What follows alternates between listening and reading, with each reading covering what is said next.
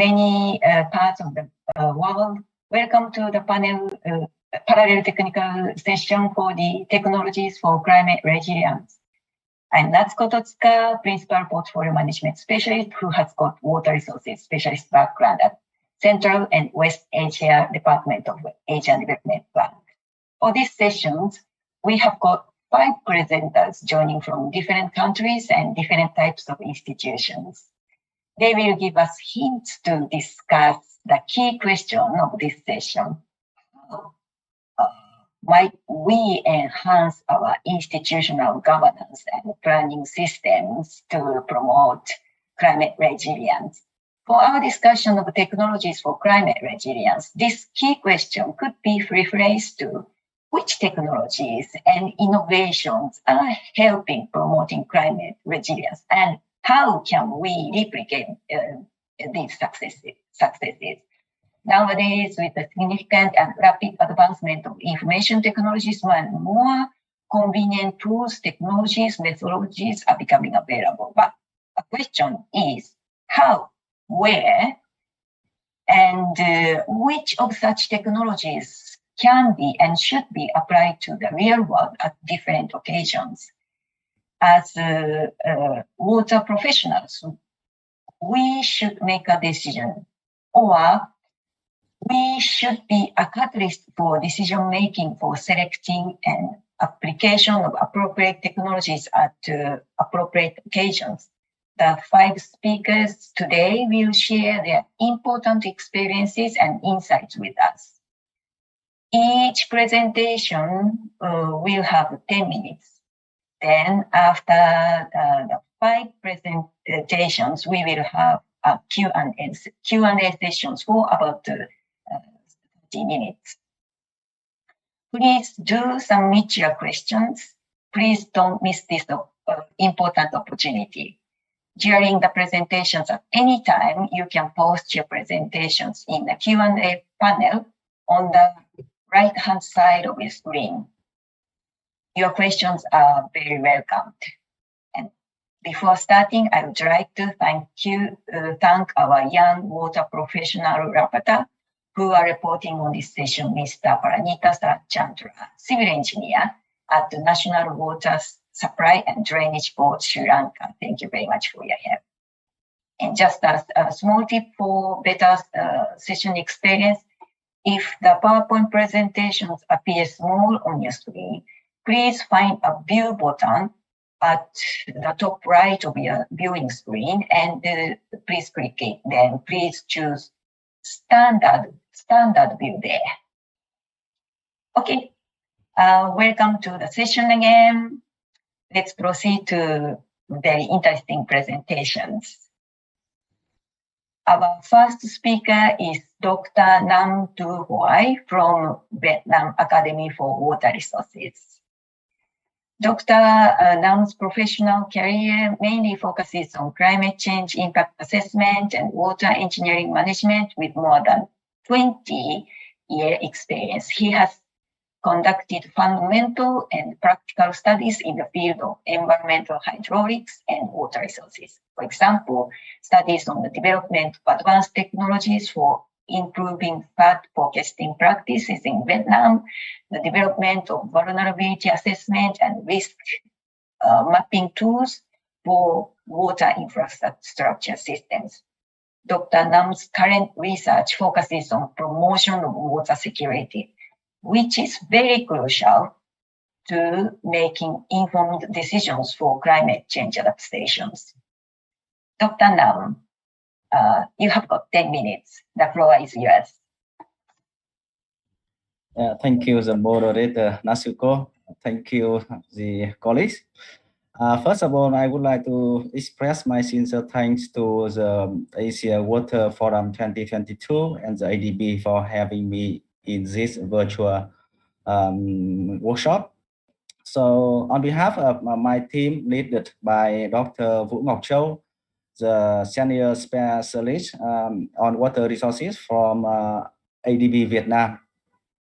So I will share my experience with you as a part, let's say, regarding the application of spaceborne technology for enhancing the water security in Vietnam. This work is a part of the project supported by the ADB to the government of Vietnam on the regarding the development of water security scheme for the period 2020 to 2030 and with a vision to 2045. Let me go through the outline of my presentation. First, I share with you some background on the water security and problems in Vietnam. And then I quickly brief you about the available spaceborne data. And the next, I would go through some pilots on application of spaceborne technology in the water engineering and water engineering management. Last is some key conclusions.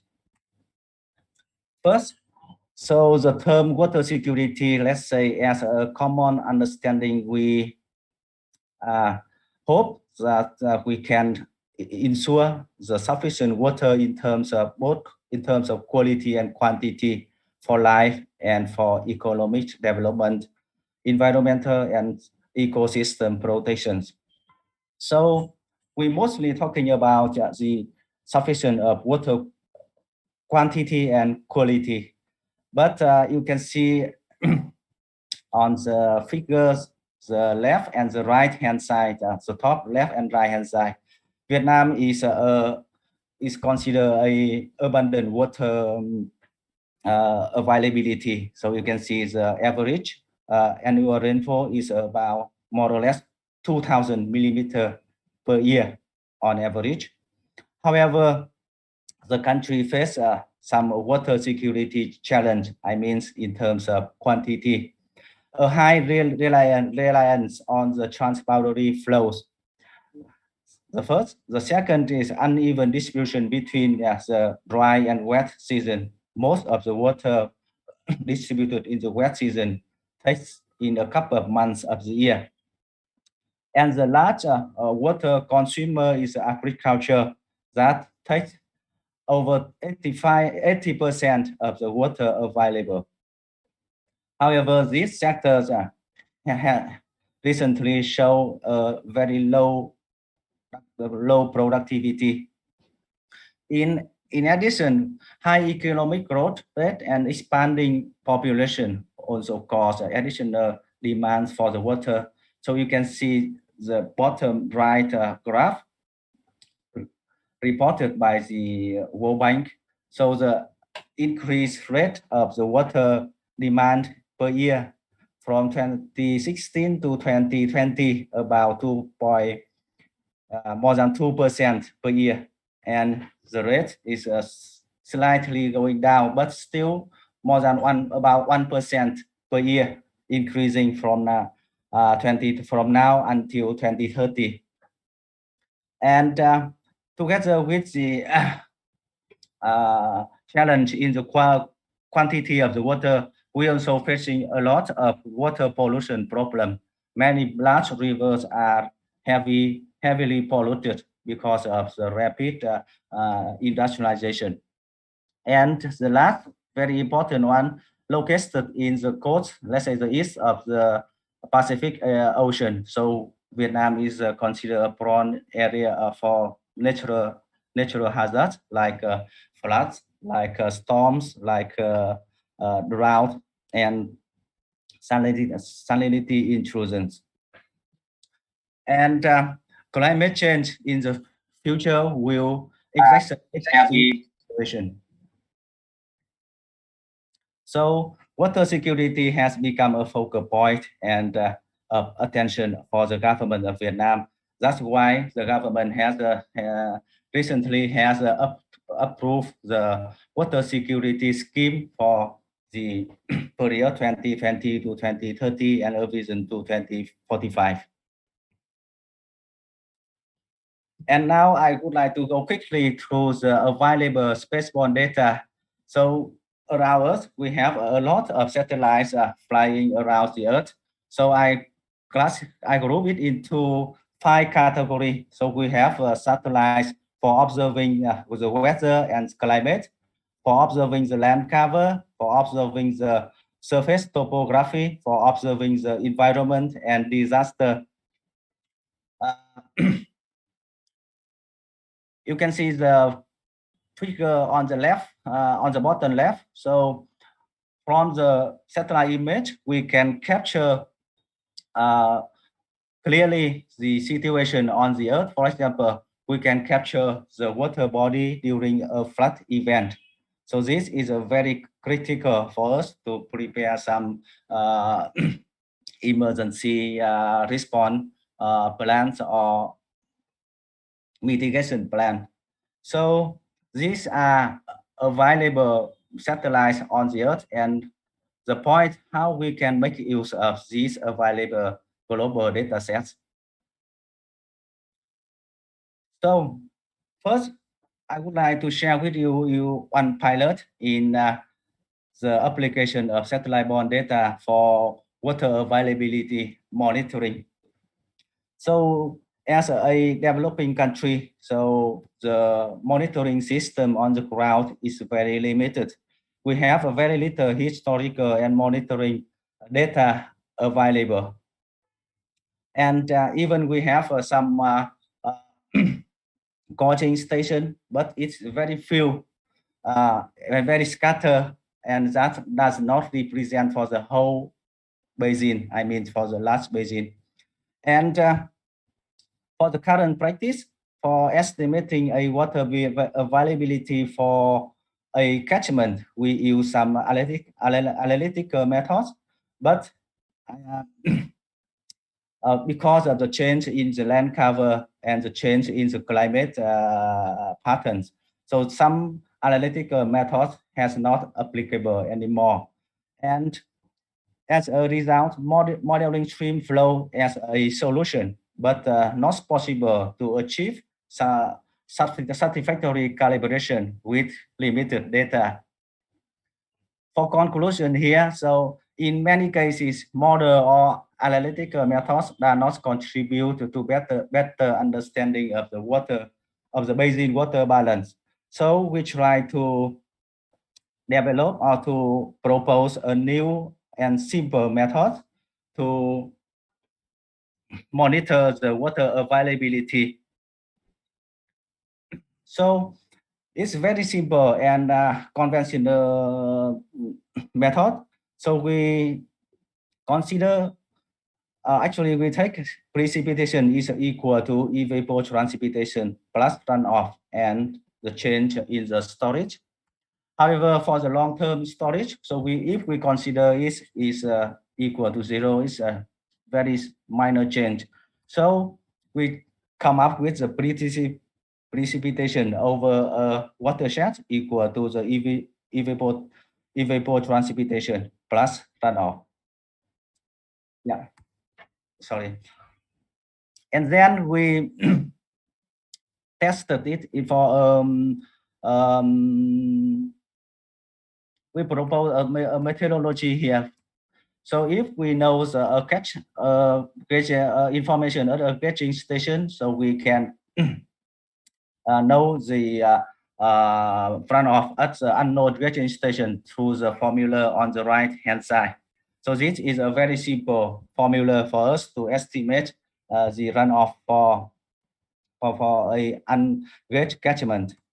And based on that, we replicated the method to estimate the water availability for 7 different regions of Vietnam.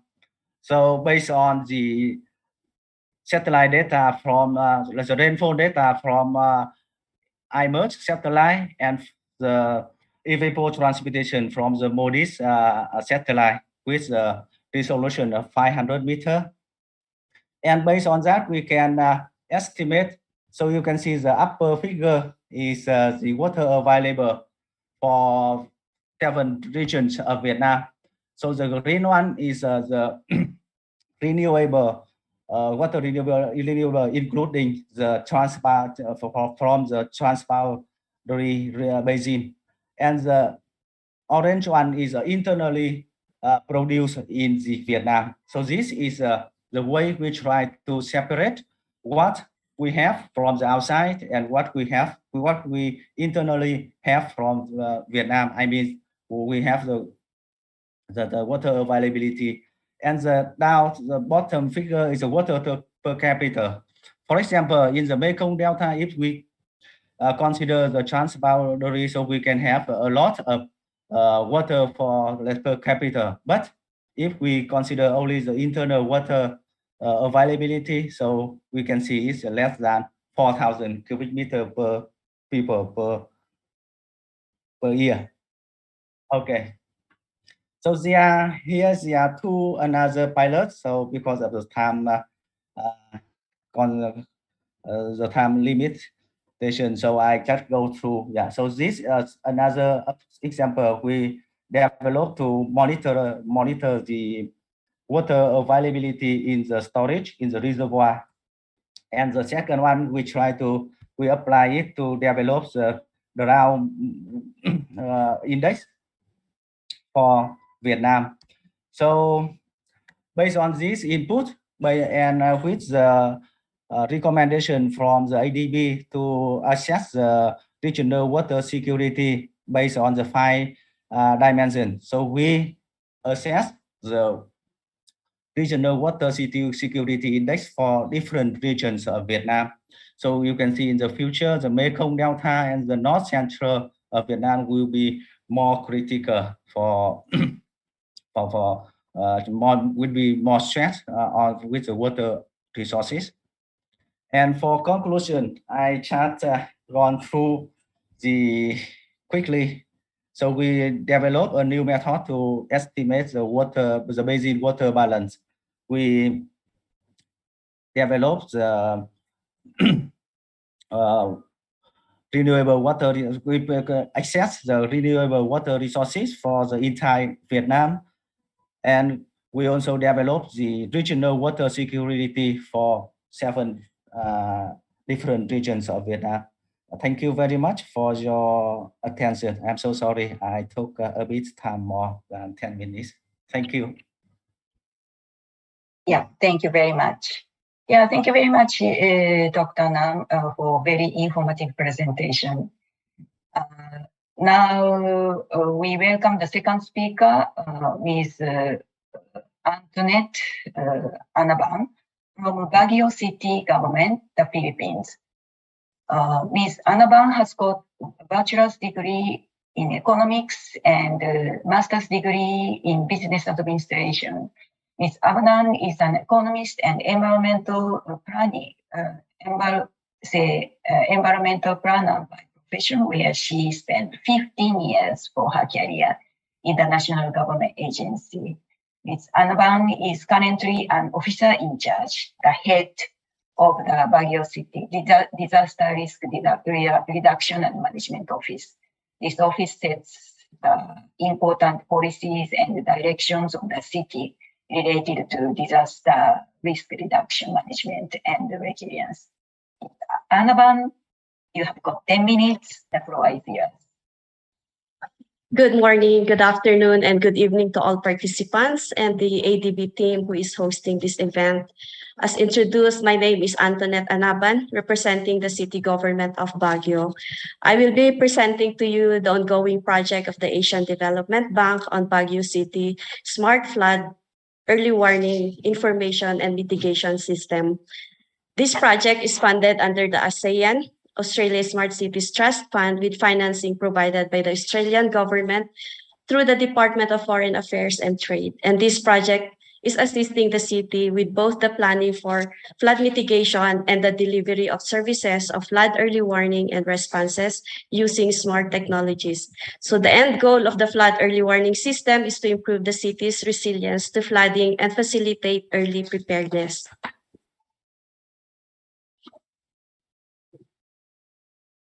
The outline of my presentation will start from the challenges and opportunities in Baguio City, highlighting the climate change and water-related risks.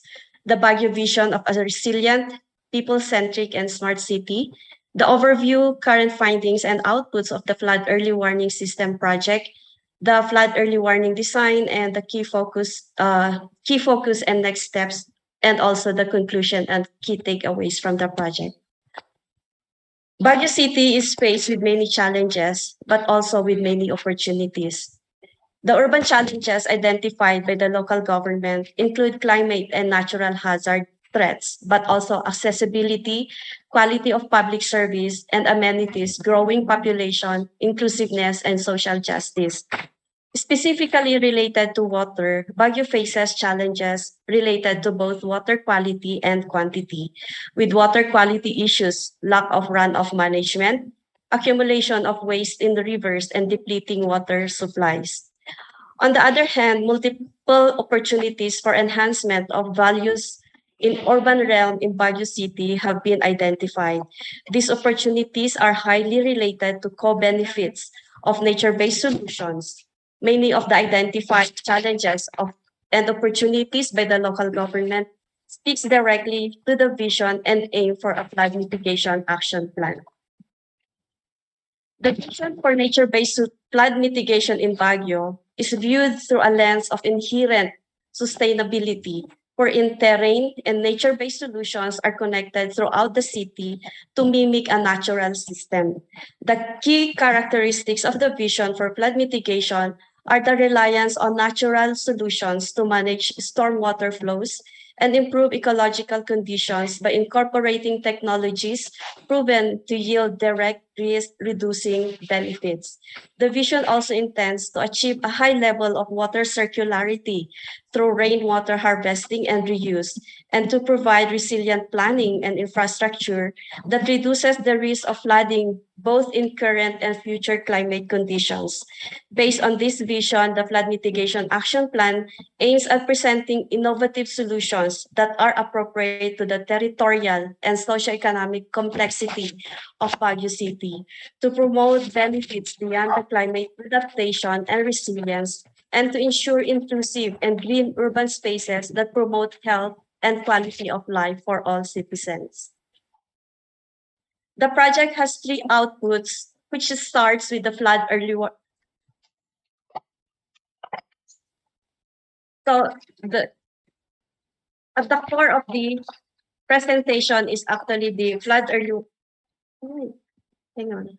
Yeah, at the core of the flood of the at the core of the flood early warning system. As the core of the project is the flood early warning system, which aims to improve community disaster preparedness, raising awareness, and ensuring ownership to enhance urban resilience. It has also a function to climate change adaptation and to capacitate the local government unit to ensure that the project will be sustainable using the smart technology involvement. The project has three outputs, which starts with the flood early warning system, which is an online system that will be running in real time to help predict where flooding events will be occurring in the city. The project is also establishing a real-time data capture system in all rivers in Baguio. Each river will have a water level monitoring station that will be able to monitor the water level in real time. These data are inputs in our flood early warning system to generate the flood warnings that will assist the LGU in being prepared for the flooding events that will come. The last output of the project focuses on nature-based flood mitigation solutions for the city through a flood mitigation action plan. While there's so much beautiful nature in Baguio, there's also been rapid urbanization. So a lot of the areas have been paved with concrete and asphalt, and rivers have been lined with concrete infrastructure. One of the aspects of this project is to prepare flood solutions that can help to bring back the natural beauty of the city through these nature-based solutions for flood mitigation. A lot of work has already been done under this project, and you can learn more about the different components of this project in a more in-depth manner by downloading these various reports by scanning the QR code on screen. To run down these reports, we have the baseline assessment report, which sought to understand the current situation in Baguio in the context of the project's main components such as climate change assessment, hazard mapping, and flood early warning. We also have the hydraulic model and hazard risk mapping, which sought mainly to determine the main drivers, mechanisms, characteristics, and impacts of flooding and landslides in the city and identify where the most flood-prone areas are. The flood early warning system architecture covers the overall inception for the two phases of the flood early warning system and the plan and methodology established so far for the development of the system, and the flood mitigation action plan, which highlights nature-based solutions to address flood risks, including mitigation measures for future investments. We also have other two reports currently being finalized, like the data dissemination and outreach plan, which outlines the dissemination and outreach activities, information materials, and roles and responsibilities of key stakeholders during the preparation and response phases of the disaster management cycle. And the other one is the scoping and training course design report, which provides an overview and an introduction to the design and scope of the on-the-job training program, as well as a summary of a baseline capacity as established through interviews with all trainees identified by the local government. This is the visual presentation of how the flood early warning system is designed and what it can do. The system is data-driven, so we establish a number of data points in order to run this flood warning system. We need data on rainfall, which will help the project team understand how the rainfall has been historically. We also need the rainfall data in real time, coming from the water level monitoring stations that were set up in the 4 major rivers in the city. And finally, we need the water level data for our rivers. This historical, real-time, and water level data for our rivers are fed into the system for the calibration of hydrodynamic and hydrological models to ensure that the system accurately predicts flooding and sends out warnings to the impending flooding, giving the citizens ample time to prepare and respond to the flood warning. One of the key focus areas of this project is that our city government needs to be able to run this system ourselves. To this end, the project has designed an on-the-job training for key people identified by the city government of Baguio who could run this system. The core team of the on-the-job trainees are from the city government of Baguio and a peer group from our partner academe and regional line agencies. This will ensure that the system is sustainable in the long term. Another thing that the project is focusing is on inclusion, as one of the aims of the flood early warning is to ensure that appropriate, applicable, and timely early warning reaches the last mile. We need to make sure that we include the people who will be affected by flooding. This includes the vulnerable and marginalized individuals, as well as people living in the most flood-prone communities in the city. This is very important to us to make sure that we have an effective flood early warning system. And so part of the work being done under this project addresses the need and interest of the city to implement the gender transformative to flood early warning system to ensure that all citizens can benefit from this development. This involves improving the understanding of decision makers about the drivers of gender vulnerability and how this affects flood early warning system needs within and between communities, linking the needs of vulnerable and marginalized groups into meaningful planning and preparedness and response action, and improving representation and inclusion of marginalized and vulnerable groups in the flood early warning system. For the remaining days of this year, the project team will continue to work on the design of the flood early warning system to be tested during this monsoon season, undertake a post-monsoon evaluation, and proceed with the drafting of an operation and maintenance manual and standard operating procedures. This month of September, the project team will visit the locations of the recently installed flood early warning equipment And then the ongoing capacity building program is also expected to be completed and proceed with the preparation of a plan for continued development with focus on the job trainings. Then finally, the completion and turnover of the project to Baguio City by the end of this year. So in conclusion, the success and long-term sustainability of flood early warning system is dependent on a close project partnership with the city to ensure build-up of local capacities for operating and maintaining the flood early warning system as an active risk mitigation instrument beyond the time frame of the project. The design of the flood early warning system takes a people-centric approach, prioritizing the needs of the most vulnerable. And the last one, the implementation of a flood mitigation action plan, which includes a toolbox of replicable and scalable nature-based solutions, will provide multiple benefits in addition to flood risk reduction, including enhanced local biodiversity, recreational values, and social inclusion. So this ends my presentation. Thank you very much for listening. Yeah, thank you very much. Thank you very much for sharing interesting experience of our comprehensive program, Ms. Anaban. Okay, let me invite the next speaker, Mr. Arjun Hag, researcher, operational water management consultant from Deltares. Mr. Hag is a hydrologist and a remote sensing analyst with a special interest in understanding high river discharges and floods, and applying this in operational context. On a broader scope, Mr. Hag is interested in physical processes that shape our surroundings, especially the flow of water and the proper management of our natural resources. Mr. Hag applies his experience in hydrology, earth observation, and geospatial data science to tackle flood challenges. He is involved in and leads projects across the globe, having contributed to flood early warning systems in various countries. He also built operational earth observation tools for various water-related applications, with contributing to a better, more resilient, and sustainable world. Mr. Hag, you have got 10 minutes. Now the floor is yours. Thank you, Natsuko. And good morning, good evening, good afternoon to everybody joining here online.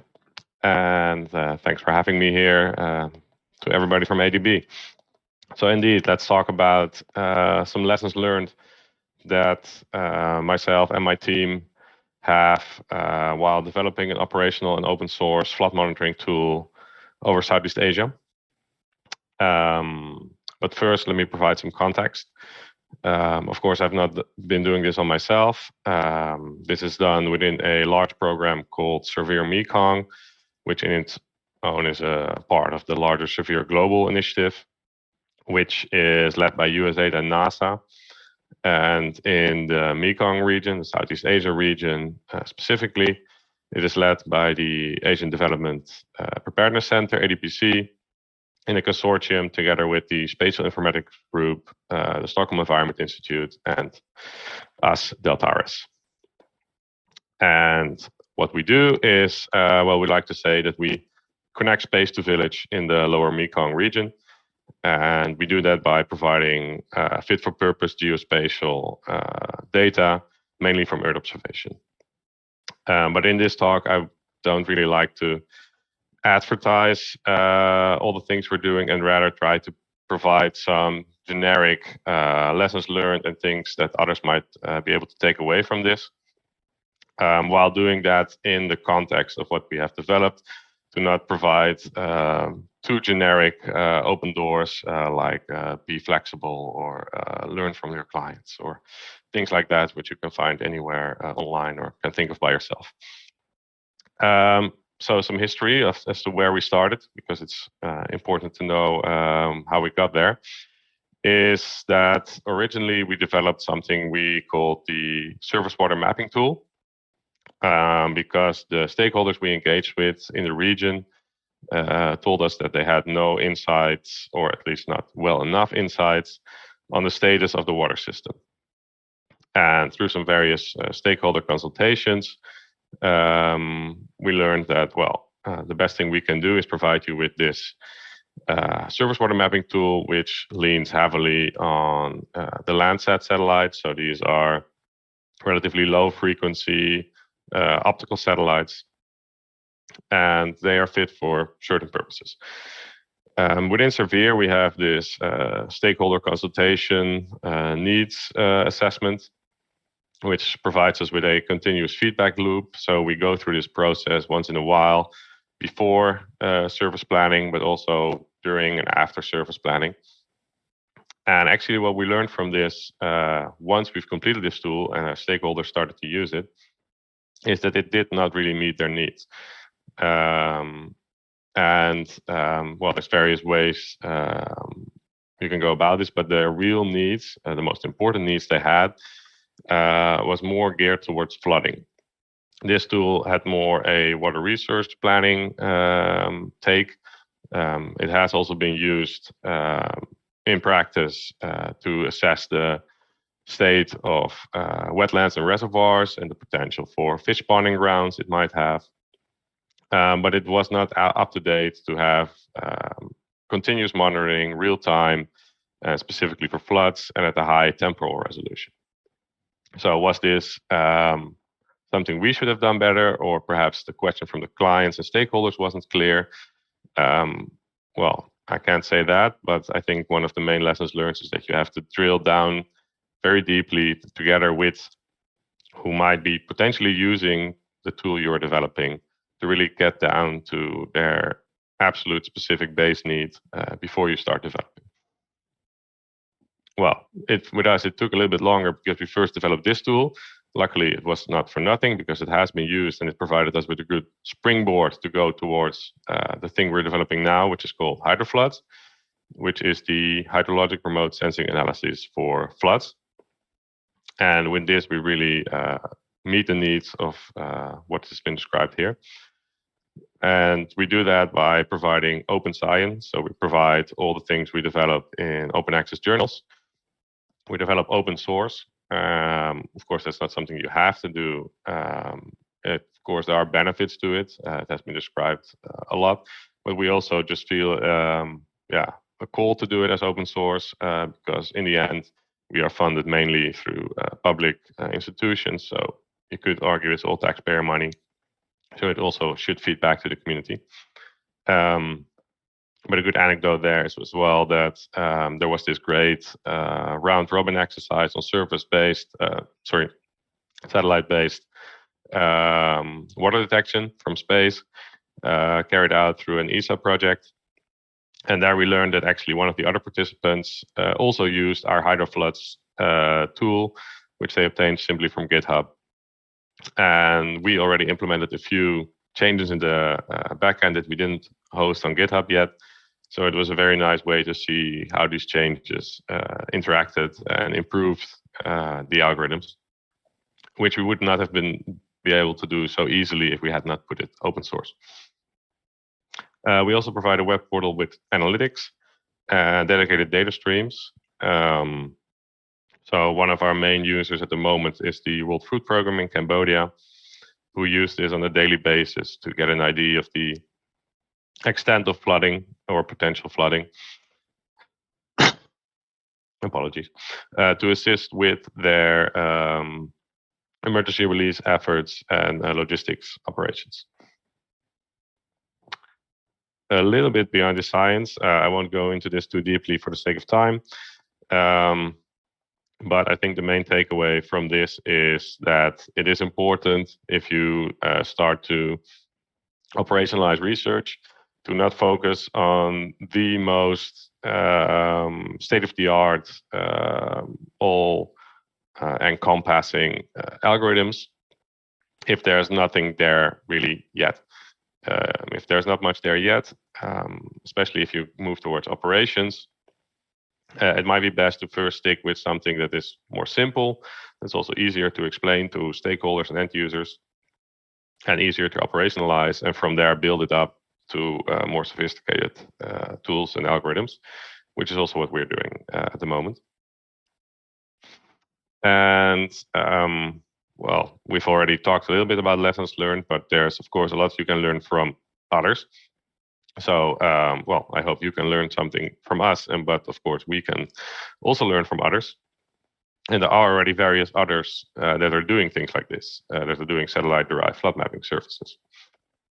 And this is, as mentioned in the bottom, just a non-exhaustive list in no particular order of some of the parties that are also doing this.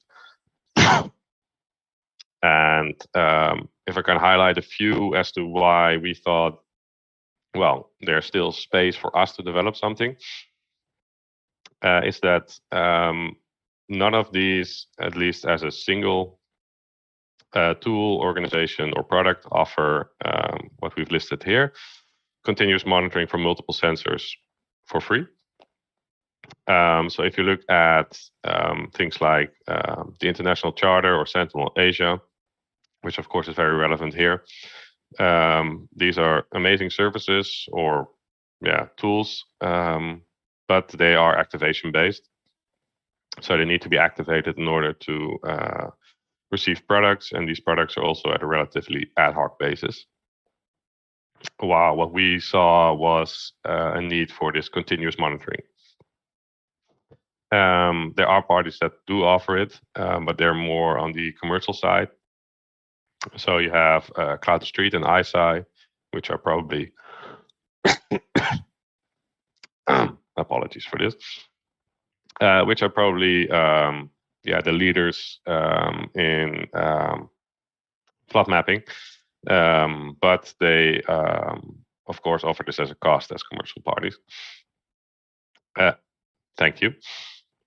And finally, of course, you should also learn from your end users. As I mentioned, in our case, these are the World Food Programme mainly, but we've also been engaged with a few others. And then it's important to think in the specific context of flood mapping, but probably also for various other tools, about data access, specifically the ease of data access, the real-timeness of it, but also how this links further down the chain. So not just floods, but how are these floods impact people on the ground, agriculture, and things like that, and even move towards forecasting and early warning. It's very important to have a quality and uncertainty metric somewhere in there, especially if there's other services out there, as I already mentioned, so these can be compared with each other. And finally, to have this properly institutionalized, that's a whole other story. It also takes quite a lot of work. And with that, I'd like to thank you for your attention. If you have any questions, feel free to reach out to me. Thank you. Yeah, thank you very much, Mr. Hug. Thank you very much for interesting presentation.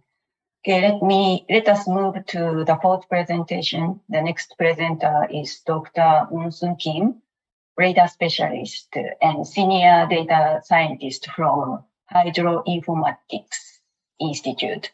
Dr. Kim's main interests are in incorporating multiple data sources obtained by remote sensing techniques such as weather radars and satellites to accurately measure, model, and forecast precipitation. Dr. Kim has been involved in multiple water resources projects, development of radar, rainfall processing, and nowcasting systems based on radar network observations, development of statistical downcasting algorithm of precipitation from global circulation models, assessment of a rainfall harvesting system for stormwater management.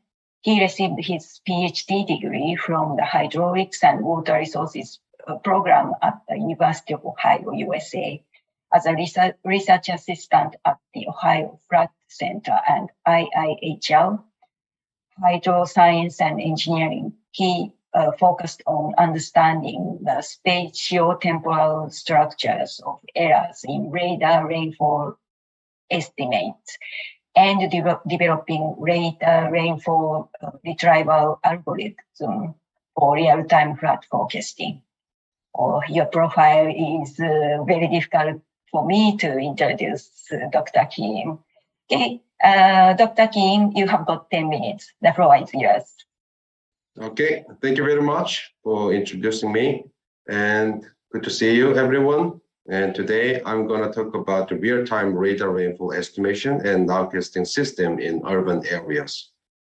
So actually, this topic is quite broad because the radar rainfall estimation is one category, and nowcasting also can be another category.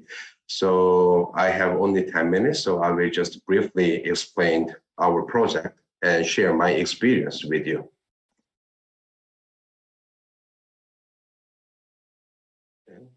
So actually, all of us know that there is some change in our climate, especially the climate change and urbanization can affect the flood risk. And actually, the flood is directly related to the precipitations, such as climate change. The effect on the precipitation could lead to some changes in flood frequency. This figure shows that how flood frequency would change in the future. So basically, this reference flood frequency is 100 years in 20 centuries. And this graph shows that how flood frequency would change in 2080s. So blue color represent the low frequency, which means that, so now we have, let's say, 100 cubic meter per second would be our 100 years flood frequency. In 2020, and 2 represent that frequency becomes 2-year frequency. As you can see with this figure, the blue color represent that in the future, our flood risk would increase. Of course, the urbanization also affect the flood frequency and its magnitude. So this picture shows the Sichuan in China, and as you can see, in the 1980s, almost all the area was agricultural area, so pervious area.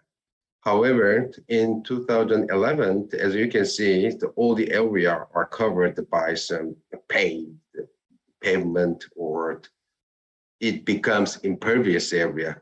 So in this case, the response time of the catchment or basin would be shorter than before. So which means that if there is a heavy rainfall, so the basin would react such a high rainfall intensity quickly so that we can face with some flood.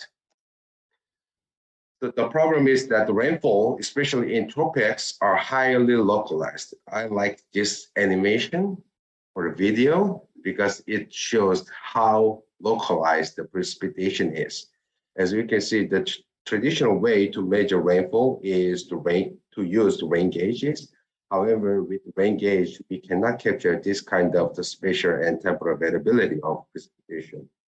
The only way is to use the weather radars. This animation shows that the radar observations of the Hurricane Harvey in the United States. As you can see, it well captured Hurricane Harvey. However, the problem is that you will see a lot of some artifact. So I will explain it later. However, here the point is that with the radars, we can capture the high spatial and temporal variability of precipitation.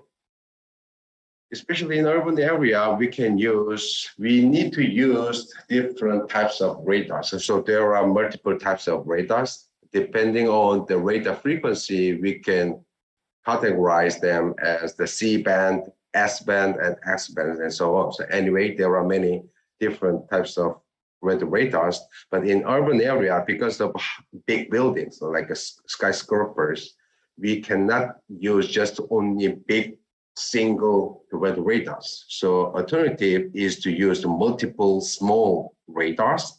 So we can install small X-band radars across the area, and then we will use them simultaneously so that we can, each of them can complement each other. So we installed the 6 X-band radars in Singapore. to monitor the rainfall status in real time. So with this network, we provide the rainfall information every 2 minutes, and the spatial resolution is 100 meters. So every 2 minutes, we receive the real radar rainfall data set, and this data will be used for the flood forecasting or some the weather forecasting stuff.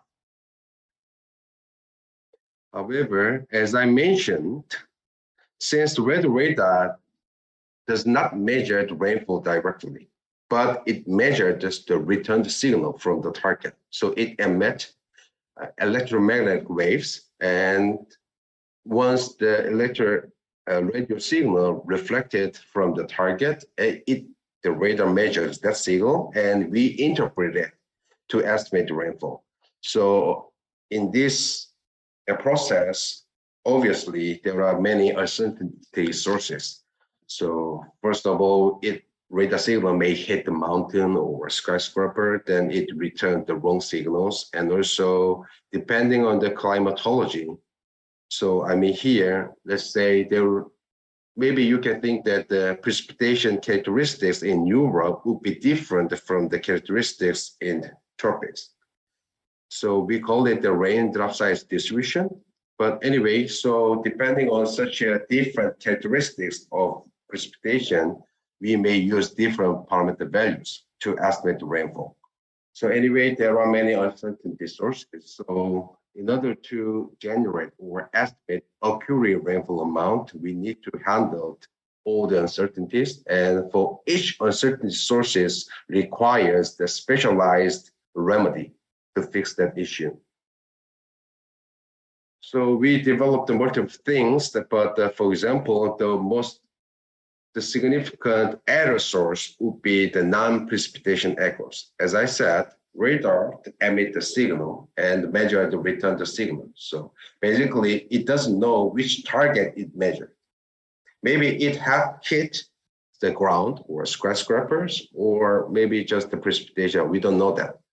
So, but if you look at the animation on the left panel, the row means the row observation, rate observation, and right one is our product. So anyway, as you can see, if you look at the animation, the ground clutters or the non-precipitation echo can be easily observed because it has some artifact. As you can see around the radar, you can see some artifact. So in order to remove them in real time, we applied our own algorithms. So depending on the target, we may observe different things. I mean, the characteristics of the radar observation would be different. So we figured out that differences and then reflect that difference in our own algorithm. And also, in the X-band radars, the most significant issue is attenuation. When radar beam hit the heavy rainfall, that signal can be attenuated by the precipitation particles. So actually, as X-band faced with such an error, so we developed and applied the algorithms to handle such an attenuation error. Yep. So after that, based on those observations, we can use them to predict the future rainfall status. Here, the radar-based nowcasting system targets to generate the forecast in the short time period. I mean, in 1 hour or up to 2 hours, we call it the nowcasting. So compared to the numeric weather prediction model, so it is well known that the radar-based nowcasting is more accurate for shorter lead time.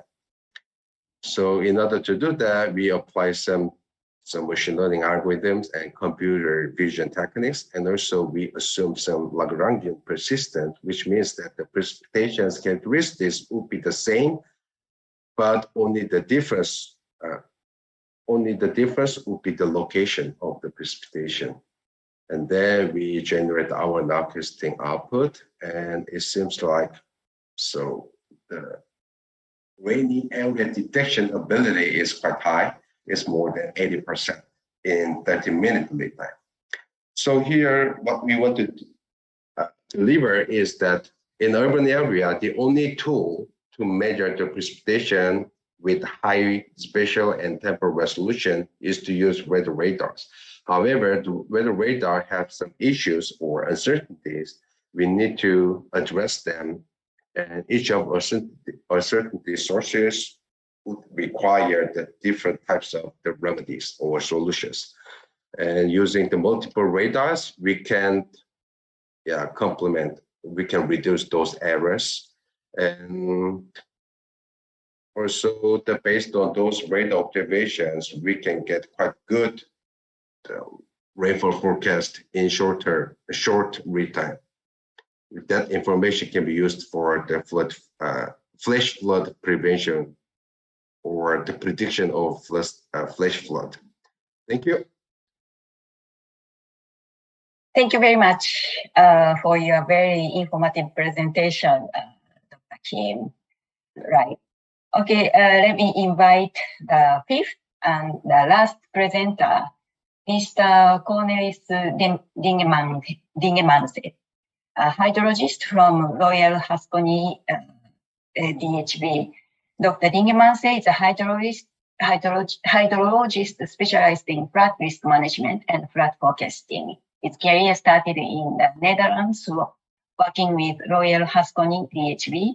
He is involved in the development of decision support systems and several flood studies in Australia and other flood hotspots in many parts of the world. He brings flood model results to life using user-friendly graphics and dashboards, providing decision makers with valuable information. He works closely with clients and stakeholders to engage them in the process of hydraulic modeling and flood forecasting, so that clients and stakeholders can understand the complex modeling process and outcomes. Over the years, Dr. Dingemans has provided training in GIS and hydraulic software package in Myanmar, South Africa, Vietnam, and Australia.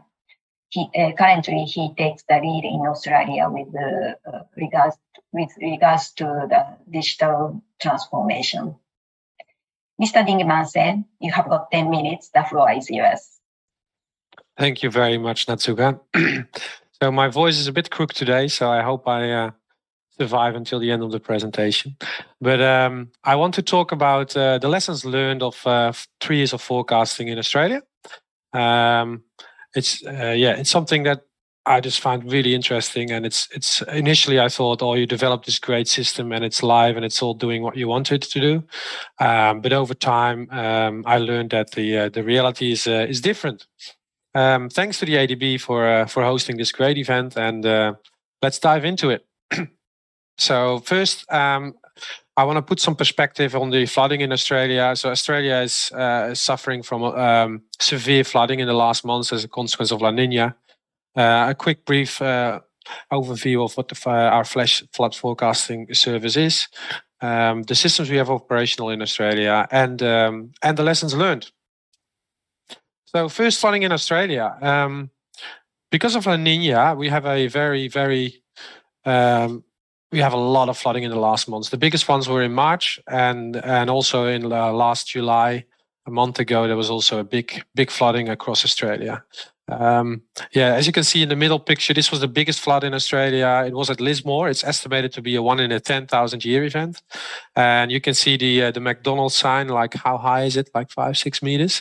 So we're talking about significant flood depths. It's not just a meter or anything. It's very bad. And then on the left, you can see a graph of the cumulative rainfall in Sydney, and it's best beating every record. So we're talking about a very, very wet year. Flooding in Australia. So a little bit closer to Sydney is one of our systems is operational in the Hunter Valley, and we just released our flash flood forecasting service there like a couple of weeks before the event hit. So it was a good test. We got about 150 to 300 millimeters of rainfall in just 24 hours, resulting in road closures, highways being cut off, a levee was breached, and I overlaid it with the 10-year AEP, and they're basically identical. So we could characterize that one as a 10% event. So the blue on the map shows the predicted flood extent by our forecast model, and the pink shows the design event. So what is Flash? So we really try to come up with a really user-friendly dashboard that stakeholders understand. What we use is a real-time predicted gridded rainfall, as my colleague Keem showed in the previous presentation. We use it as a forecast, and we use this observed rainfall to get a warm state in the model. We run our forecast model, and then we provide flood extents, and based on that, we create warnings to stakeholders, to the state emergency services, to council, to basically all relevant stakeholders. So a really key point of this dashboard is that that all stakeholders really understand how it works, and they can run with it. You don't need any. You only need like minimal hydrological or hydraulical knowledge to understand what's going on. So we have two systems operational in Australia, and it's really interesting because they're so different. One of them is highly urbanized, steep catchment, 2-3 hours lead time, and the other one is massive. It's 20,000 square kilometers. It's very rural. It's large floodplains controlled by levees and dikes, almost similar to the Netherlands. And the lead time is up to days. So those are two completely different systems, and we're servicing them with the same type of system, forecast system. So what did we learn over 3 years of forecasting for these systems? But for the Hunter Valley, because like those levees are designed to overtop. They're only designed for a 5-year event. So flooding is happening. You can't prevent it. So what we realized is that it's not just the peak water level that is of interest, but it's what is of more interest, or like is the how long the water will sit there and how long it will take the water to recede back to and leave the floodplain. So what we put into the system now is also the duration of flooding, because stakeholders, they need to know like how many days is my access road to my community being cut off, how long can I not go to work, etc., and how do I have groceries for the next week, etc. So during the July event, communities were cut off for over 6 days. So we're talking about significant times of isolation. We also realized that it's not just upscaling emergency service, but as also downscaling emergency services, because the whole of Australia was talking about La Nina, and there's another East Coast low coming in, it's going to go down. But our forecast system for Parramatta predicted that nothing was going to happen in Parramatta, so they didn't need to activate emergency services, and you can just use your resources elsewhere, which is as important as mobilizing your emergency services. And besides that, we also found out that additional modeling to run different events and just assist decision makers with real-time information in these emergency rooms is really valuable, and it's also it's changing our jobs really, and it's really I really like doing that as well. It's a bit more operational and not just creating flood models in the background, I guess. So a couple of technical lessons learned based on forecasting on the Parramatta system.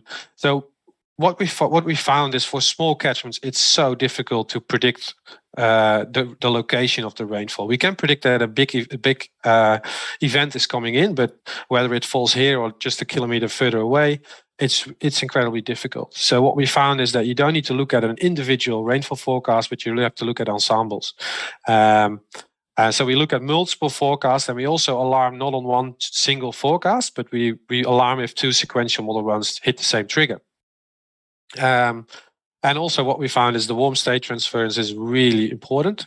It's absolutely key to get the warm state of the model, so the depression storage, the state of the basins in the model, the flow in the rivers, etc., to understand. that in the so you need the observed rainfall and the observed temporal patterns, and not just the forecast to get an accurate prediction. And finally, like system speed is essential. If we're talking about, we have a 12-hour forecast in Australia, and 3 hours is based 3 hours is based on extrapolation of the grid of the radar, and the remaining 9 hours is based on meteorological models, which is basically gambling. So we can only predict 3 hours ahead accurately, and then combine it with a 3-hour lead time. That means that we only have like 1 to 5 hours to predict what's going to happen in the future. So it's really important that your models are quick enough to be able that those are not the slowing factor of your forecast system. And then my final slide already is the lessons learned for all forecast systems. What we found is that false alerting is just, it's killing the trust in the system. So if you have a large rainfall forecast and it predicts a significant amount of rain, and you alarm all the emergency stakeholders and say, guys, it's going to go down, and it's not happening, then they lose all faith in your system. So you can only do that once or twice, and then nobody's going to believe you in the future. So it is really important to only send out trigger alarms and messages and emails, etc., if you're absolutely sure what's going to happen. So what we found is that we reduced the quantity of messaging by, I think, 80% by just only triggering based on 2 sequential model runs that show the same behavior. And also what we learned is, like, initially I thought, oh, we developed this forecast system and then we release it and we're all happy. But that's not how it works. It requires it requires constant improvement, and you can only improve it based on actual events. So every event, we just look at how the system performs. We do a post-event analysis. We check what have we learned, how did the system perform, and this also requires an ongoing maintenance budget and dedicated staff. We found out that, like, clients that actually participate and use it almost on a daily basis, those are the clients that reap the benefits of such a system. But that requires an ongoing maintenance budget. What we find difficult in Australia is those ongoing to find those ongoing budgeters. So it's really easy to acquire a lump sum contract, but it's more difficult to acquire an ongoing budget. What we also found is that that it's significantly cheaper if there's already models available. So we can use all kinds of models in our system, and it really saves a lot of effort to use existing models. And it also it's a bit of return on the investment. Like, we create all these flood study models in Australia, but we don't use them. We use them once to create a couple of flood maps. But my suggestion is just operationalize them and actually use them to forecast. And then, yes, thank you.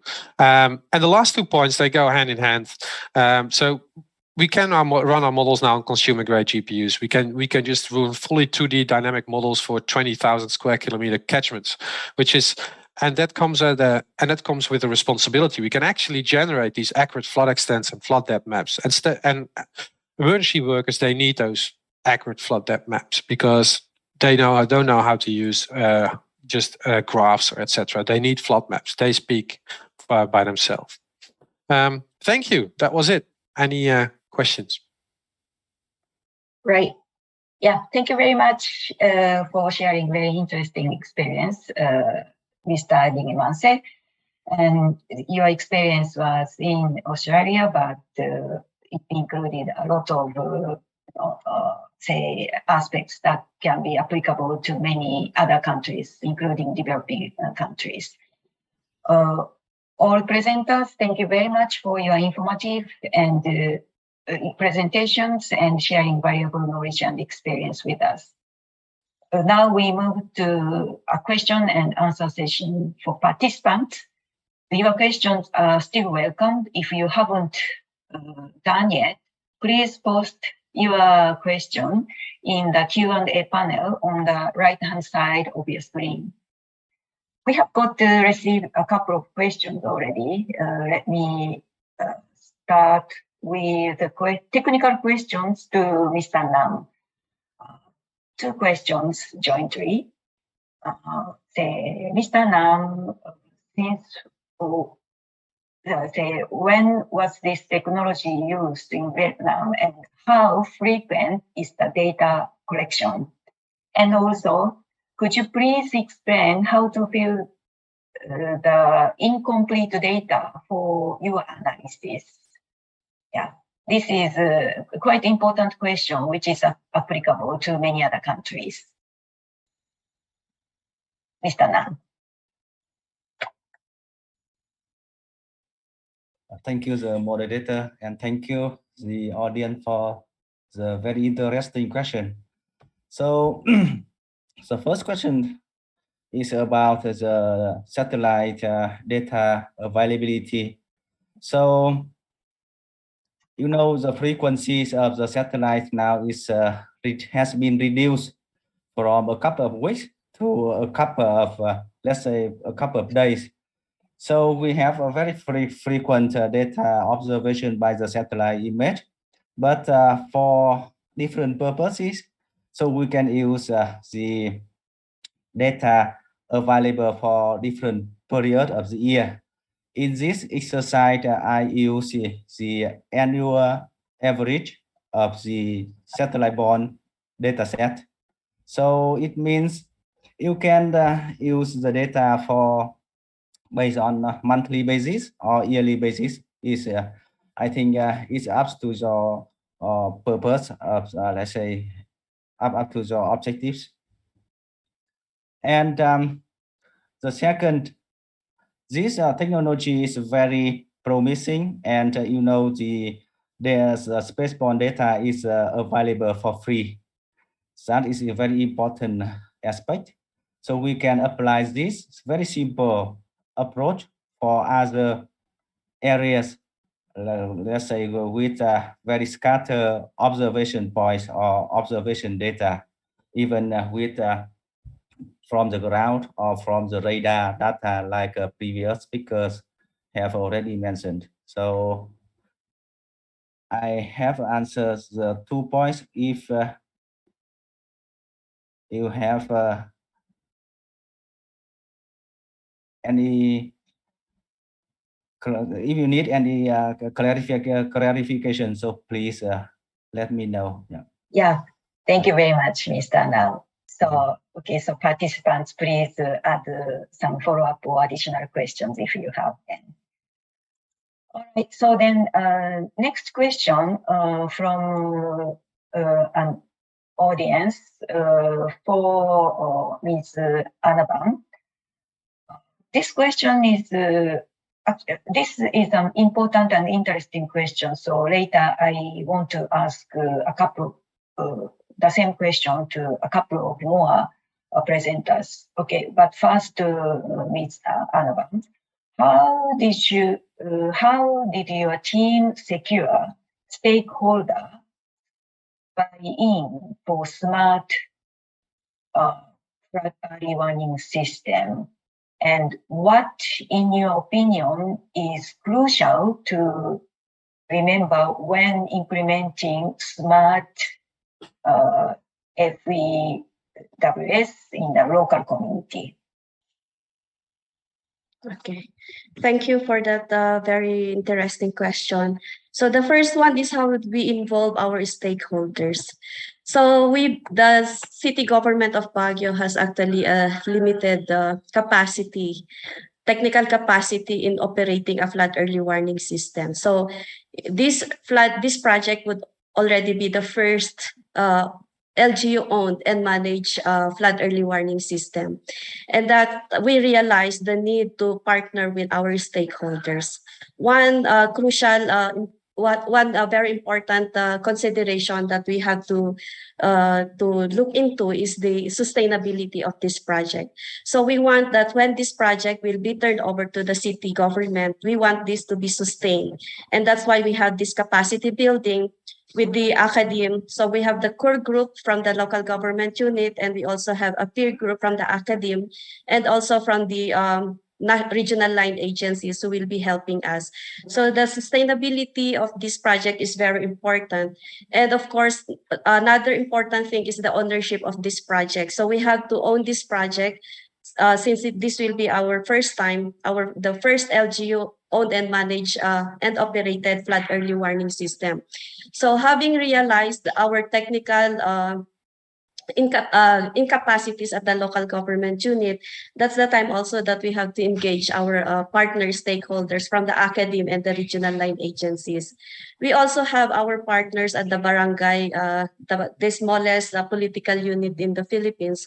We also have engaged our barangay development, disaster risk reduction and management committees, who are the first responders when there is flooding events occurring in the community. So we have to engage them and look into the vulnerable sectors, because flood early warning system is a people-centric.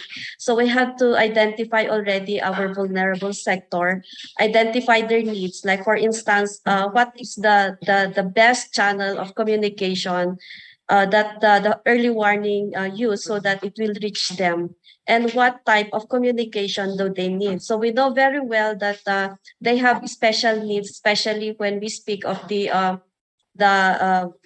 persons with disabilities. So we have under the persons with disabilities group, we have those that have difficulty in listening. We also have those who cannot see, and that will be addressed in our data dissemination and outreach plan. So the main consideration is in the flood early warning system is really people centric. We want to ensure that the early warning will reach every individual at the community level. So it is also very important that the use of these smart technologies, because this flood early warning system is also a form of smart technology. So we don't have to go to the site to check on the water level at our rivers, but we can already check it remotely. So we have this flood early warning system is actually an innovation in the LGU in coming up with this flood early warning system and in communicating this early warning system also. Yeah, thank you very much. Thank you very much, Ms. Annabelle. So I would like to ask the same question to Mr. Ringemanse. From your experience, especially the first part of the question, how did your team secure stakeholder buy-in for application of the system that you developed and you introduced? Yeah, that's a very good question. Thanks for that question. We found it was critical. It's absolutely critical to have stakeholder buy-in. Otherwise, you have this amazing system and no one's using it. So what we did is when we started the project, we created a meeting every 2 weeks, and we met up with every single stakeholder. Even if we didn't have any progress, we just asked them questions and kept them like closely involved with the project. And we organized sessions to show them how the system works and where they can influence the outcomes of how the system is developed. And during the flood events, we actually contacted them and followed up, like, hey, how is the system performing, and what are the benefits of the system? Is it accurate? And we do post-event analysis as well, where we sit together with them and check again, like, where can we improve and how beneficial was it? So yeah, in short, just keep them involved every single step of the way. Yeah, thank you very much for this important sharing this important experience. Right. Okay, so let me move to the next question. To Mr. Hart Deltares. Our experience shows that capacity is one of the most important killer issues in sustaining space-based or other flood warning system. Any best practice you can share on this? How do you do this well, and when do we start? This is quite a similar question to the previous one. Mr. Haag, can you share your views? Yes, thanks. Thanks for the question. Indeed, yeah, it's a returning topic, we can see. But it is, of course, a very important one. and also raised by the other speakers, and also alluded to it a little bit already in my presentation, that yeah, you can have this amazing tool or product, also as Cornelis just mentioned, but yeah, it's about the people that use it. Otherwise, it has absolutely no value. So the capacity, well, the question, I'm going to read it as capacity of the end user, because of course there's also capacity in your development team and computational capacity and all sorts of things, but capacity from the end user. Yeah, I think capacity building is one way of doing it. So we are actively promoting to give trainings and have as up-to-date documentation as possible for people to access easily and things like that. But there's always things in the background that you have yeah, less influence of. Organizational politics, people moving to other jobs and things like that. So besides just training yeah, perhaps the technical folks, you could say, in how to use your tool and how to understand it, it's also important to talk yeah, further along management lines about how they would envision using this product for a long term, and make sure that they have plans in place for people that might move to other organizations, and really properly institutionalize the product or the tool that you've developed. And yeah, you can only do that in a small way, but it's important that you at least try to do that. Yeah, thank you very much. Yeah, thank you very much for sharing very, how can I say, practical and important experience and viewpoint. Yeah, thanks. Okay, the next question from the audience is, are there any additional comments on experience with institutional and governance interest with the application of the technologies? I would like to ask this question to Dr. Kim. Say your presentation showed very interesting and state-of-art technologies, but not all decision makers are familiar with that kind of high-level state-of-art technologies, right?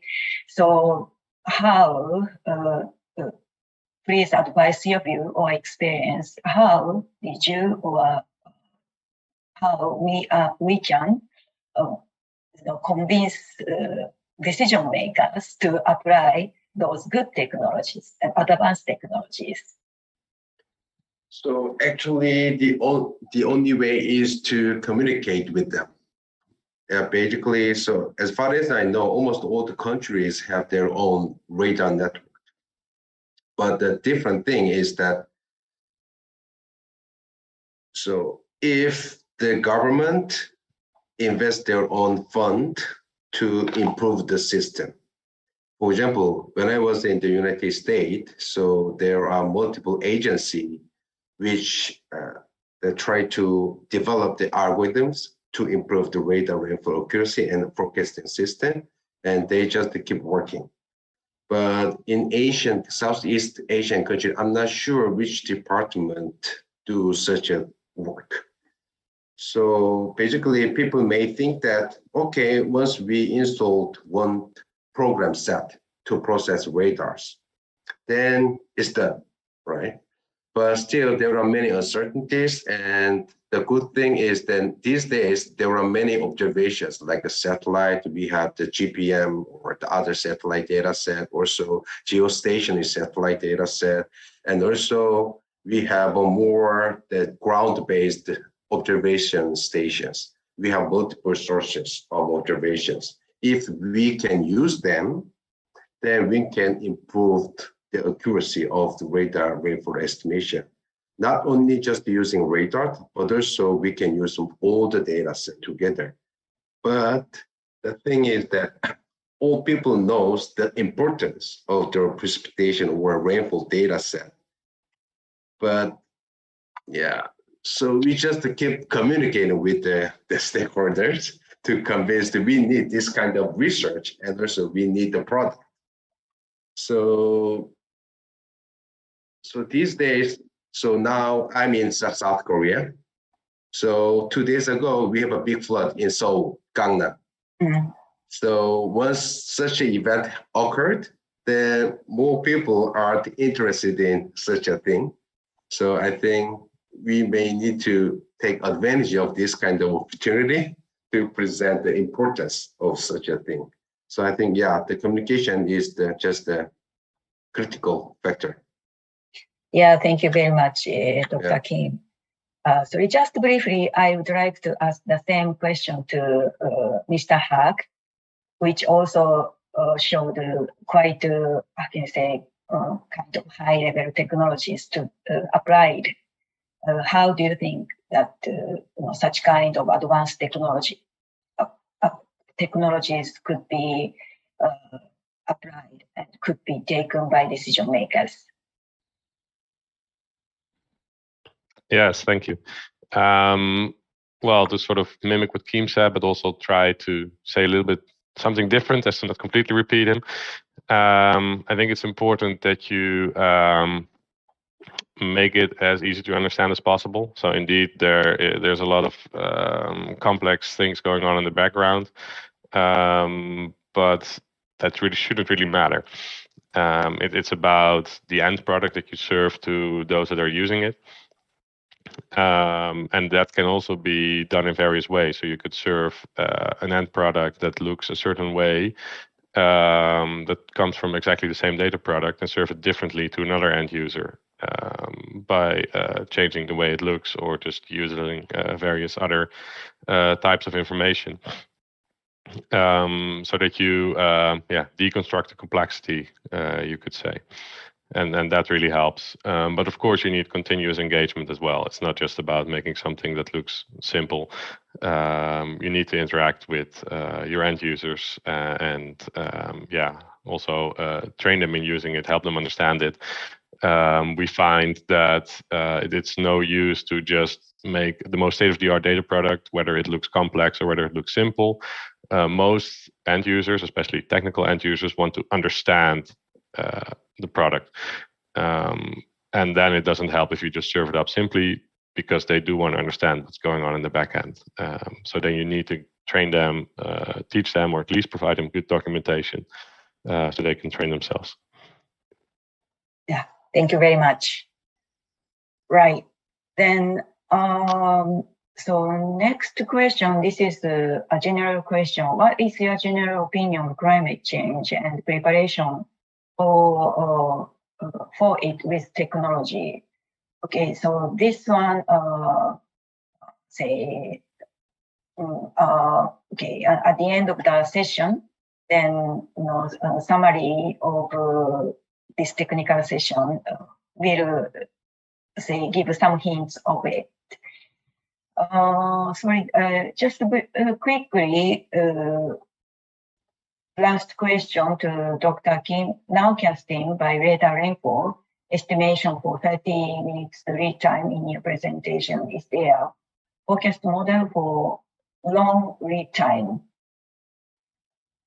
like 1 to 3 hours or 1 to 6 hours, which should be quite helpful for preparation for, say, forthcoming events, right? Over to you, Dr. Kim. So actually in tropics like Singapore, so in my opinion, just the forecast up to 90 minutes would be the maximum. Mm. Yeah, and yeah, especially the current problem is the difficulties in predicting the initiation of the convective storm. Right. So so that's the problem. In order to do that, in my opinion, so we should use the different observations like a satellite information.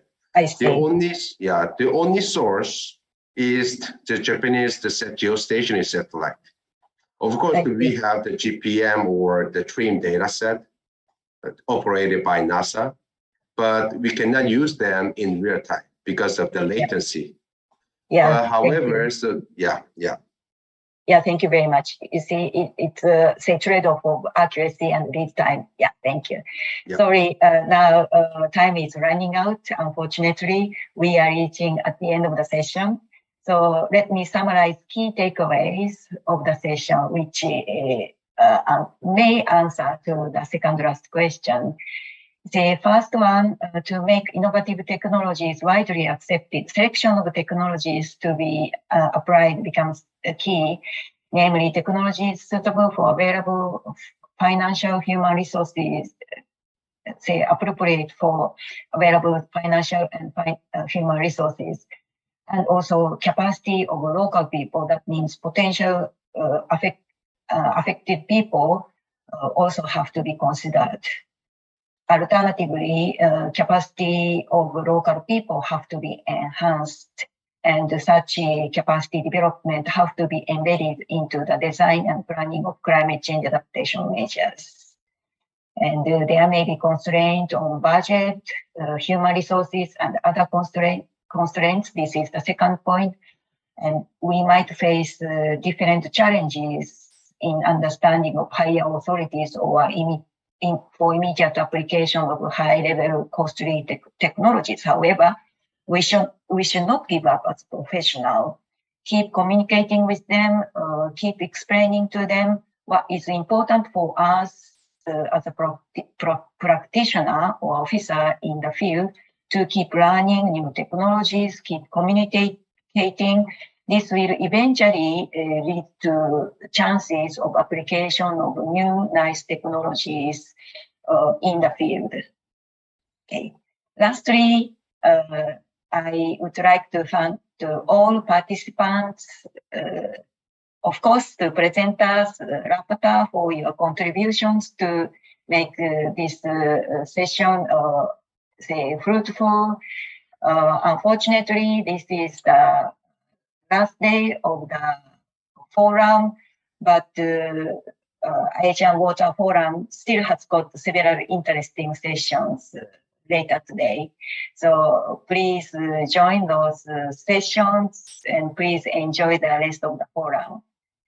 Thank you very much to all and have a nice day and see you in other sessions later today. Thank you very much.